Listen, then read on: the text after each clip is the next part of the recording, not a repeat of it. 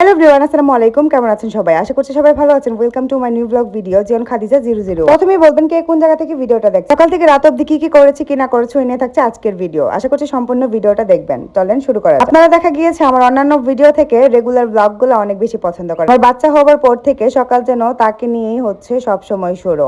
আর দেখতেই পেয়েছেন তার বাবা চলে গিয়েছে তাকে আদর করে। এখন আমি তাকে ফ্রেশ করাচ্ছি। আর প্রথমেই কাজ হচ্ছে আমার ঘুম থেকে উঠে সকালে আমার মেয়েকে ফ্রেশ করানো। আগের দিন তো এখন নাই, আর বললেও হবে না কখনোই বা কোনো দিন। আর ফেলে আসা দিনগুলা কিন্তু কখনোই সামনে আসে না, আর সামনের দিনগুলো আমরা জানি না কি হতে যাচ্ছে। কথায় আছে যার দিন ভালো হয়ে যায়, সামনে কি আসতে চলছে ওইটা কিন্তু আমরা জানি না। এই যে দেখতে পাচ্ছেন একটা খেলনা নিয়ে আসছি। খেলনাটা আমি প্রথম, মানে আমার জীবনে এখন যাই হচ্ছে সবগুলাই কিন্তু প্রথম প্রথম। একটা জিনিস ভাবতে খুবই ভালো লাগে, বাট আমার এখন হাসি উঠতেছে, মানে বলবো কিনা। আমি মাঝে মধ্যে ভাবি যে আমিও মা হয়ে গিয়েছি, মানে কথাটা ভাবলে যেন কেমন লাগে। আমি মনে করি পৃথিবীর মধ্যে বেস্ট ফিলিংস বলে যদি কোনো কিছু থাকে সেটা হচ্ছে মা হওয়া। হলে সবকিছুই দায়িত্ব বেড়ে যায় কেন যেন। আর যদিও আমি এখন আম্মুর কাছে আছি তার জন্য আমি এতটা বুঝি না। আমার বিয়ের 1 বছর হয়ে গিয়েছে, এখনো কিন্তু আমার নিজের সংসার হয়নি। মানে সংসার কি জিনিস আমি ওইটা এখনো বুঝিনি। আমি যতদিনই শ্বশুর বাড়িতে ছিলাম তখনও বুঝিনি, কারণ তখনটা চলে গিয়েছে 1-2 মাস আমার হচ্ছে বেড়ানিতে। একবার এখানে এসেছে ওইখানে গিয়েছি, মানে পার্মানেন্টলি যে সংসারটা আমি কিন্তু এখনো বুঝি। যাক, সবকিছু মিলিয়ে আলহামদুলিল্লাহ খুবই ভালো আছি। এই তো টুকটাক কাজ করেছি যে কাজটা আমার না করার কথা। আর আম্মু যদি একটু বিজি থাকে তাই আমি একটু করে ফেলি, নয়তো দেখা গিয়েছে আম্মু সবসময় কাজ করে। আমার বাচ্চাটা এখানে ঘুমাচ্ছে, আর সকালে কিন্তু উঠে গিয়েছিল, পরে আবার ঘুমাচ্ছে। দেখেন আমাকে কত সুন্দর করে ধরেছে।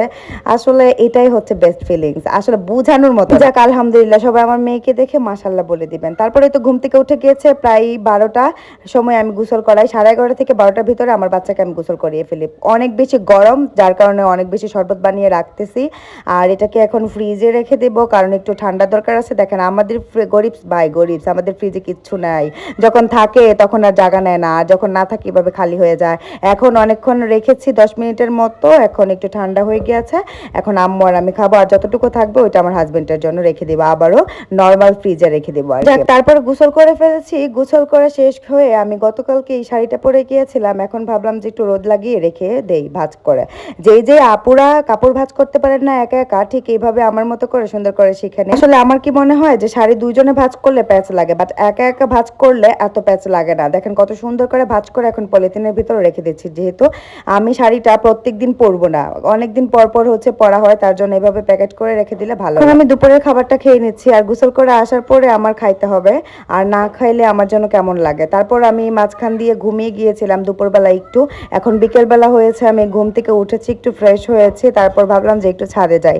আর ছাদে গিয়ে দেখেন কত সুন্দর ভিউ ভাই। আমি যেদিনই হচ্ছে ছাদে যাই ওই দিনই আকাশটা এরকম থাকে। আমি বুঝি না, মানে আমার সাথে কি মিলা যায় নাকি, বুঝলাম না কিছু। একা একা সুন্দর করে ভিডিও করেছি, আসলে অন্য কাউকে লাগে না। নিজে মনোযোগ দিয়ে যদি কিছু করতে চান তাহলে আপনি একাই পারবেন, ভবিষ্যতে আপনি একাই কিছু করতে পারবেন আমি মনে করছি। তারপর সন্ধ্যার সময় ভাবলাম কি খাবো। এখানে বিস্কিট ছিল 2 ধরনের, বাট এই বিস্কিটটা আমার অনেক বেশি প্রিয়। একটা সময় দেখা গিয়েছে বিস্কিট খাইতে পারতাম না, আর এখন বিস্কিটের জন্য অনেক বেশি পাগল। তারপর পেয়ারা আর আমরা কেটে দিয়েছে আম্মু, আর পেয়ারা দিয়ে এভাবে মরিচ লবণ দিয়ে খেলে অনেক বেশি ভালো লাগে। আমি এদিক দিয়ে খাচ্ছিলাম, আর আমার মেয়েটা কি সুন্দর করে তাকিয়েছে, মাশাআল্লাহ মাশাআল্লাহ। বাট আমার মেয়ে তো এখন খাইতে পারবে না, খুব সুন্দর করে দেখছে আমাকে। আমি যাই করি না কেন খুব সুন্দর করে তাকিয়ে থাকে আমার মেয়েটা, এটা দেখে আমার মনটা ভরা যায় আরো। সো আজকের ভিডিওটা এখানেই শেষ করছি, দেখা হচ্ছে নেক্সট কোন একটা ব্লগে। সো ওই পর্যন্ত ভালো থাকবেন, আমার জন্য দোয়া করবেন। আল্লাহ হাফেজ, টাটা।